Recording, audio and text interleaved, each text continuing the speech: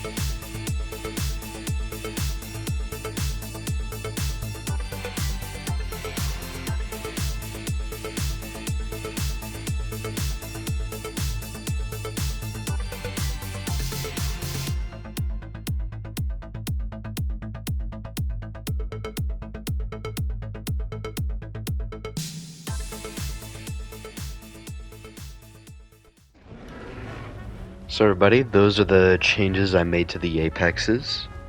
I'm going to keep this explanation brief. This is just going to be me explaining why I did the changes I did. A lot of the bars changes were pretty stupid. Its buff calls are spammable now, but they give really crappy buffs now. Its health pool is terrible, its combat weight is mediocre. I think we need to just go back to basics with some of these Apexes. But I reverted a bunch of its changes because the cooldowns were pretty stupid. The damage nerfs were kind of dumb. But yeah, Barzboldia, it was mainly just undoing a lot of the damage done and then reverting its combat weight back to before the TLC. And then we've got, what's next? Dino Kairos. The reason I made Dino Kairos weigh that much is because it has abilities to buff its combat weight, and it has abilities that make it do more damage under certain conditions. So, yeah, there is that. That's the reason why I did that. And then Eotrike just needed combat weight and damage buffs. And then some of its changes reverted that were pretty stupid. Now, the block changes I like. I like the changes to block, because now it's not just spamming it constantly. And if you get baited into a block, then you can get punished for it, which is nice. And then for Spinosaurus, I don't understand why they made it worse in the water. I cannot fathom why they did that. It makes no sense to me. It's the apex semi-aquatic. Why would you make it worse in the water? Like, that makes no sense to me. It should be more adept in water and more reliant on it than Dino Kairos, and Dino Kairos can use water to its advantage, but it's not as adept in it as Spino is. That's how it should be, but they want to do it the other way around. It makes very little sense. It doesn't make much sense to me at all. It's super strange. I don't understand it.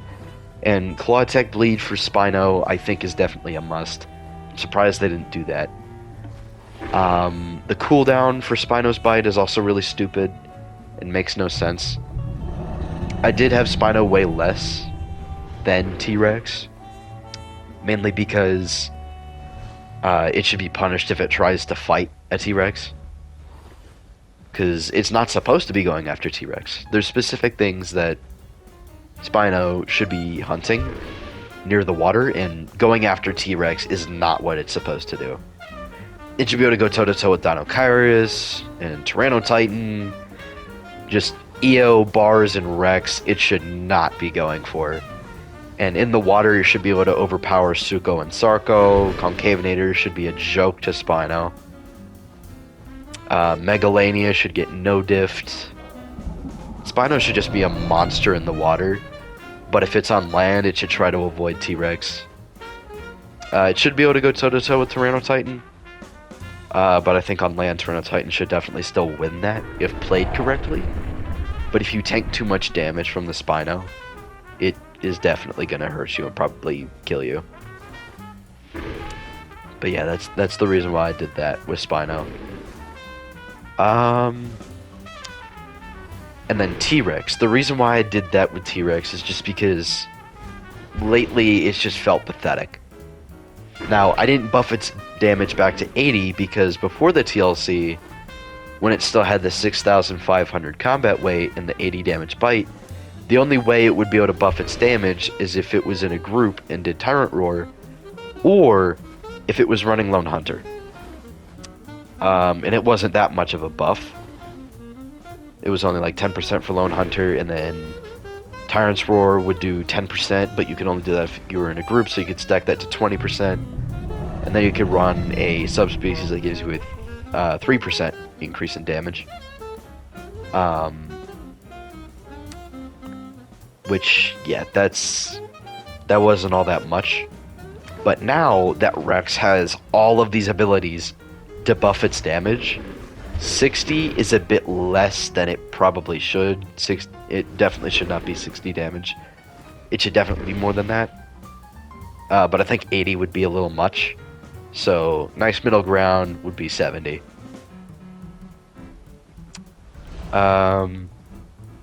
But yeah, I also decided to give it Tenderize, because it would then make the fracture mechanic a lot more tolerable. And Rex should be a bone breaker through and through. It should be very adept at doing that. I don't understand why they give Rex all these handicaps. I really don't get it. It makes no sense. It makes me miss old Bone Break, but I know that they're not going to bring that back, so might as well just make use of what we got and make, hypothetical changes accordingly. And, yeah, I didn't want to buff it too much because then it'd be OP. I didn't want to change its health at all. Its health was fine. Combat weight definitely needed a buff. The damage needed a buff. The stamina cost for its, bone break abilities is super weird. I never understood why they did that the way they did. It makes no sense. Why does Crushing Bite and Bone Snap take the same amount of stamina? It really makes zero sense to me. I don't understand it. It was super strange. They shouldn't take as much stamina as they are taking, but Bone Snap should definitely take more stamina than Crushing Bite, because it does more damage and it can, instant Bone Break. But yeah, those are the Rex changes. And then Tyrannotitan, it didn't need that extra turning because it already has Juke and it's the fastest Apex, and since it's fast and it can heal relatively quickly, I kept it at a lower combat weight. So Tyrannotitan is fast, it does a lot of bleed, it's pretty maneuverable, it does decent damage, but if you get hit, it should hurt a bit more because you're kind of a glass cannon for an Apex at least. But yeah, that's why I did that with Tyrannotitan.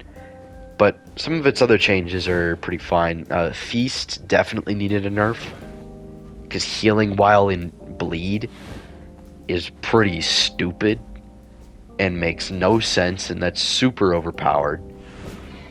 But overall, with the stamina changes for all of these Apexes, I didn't want to change that because I played around with it a bit and I like it.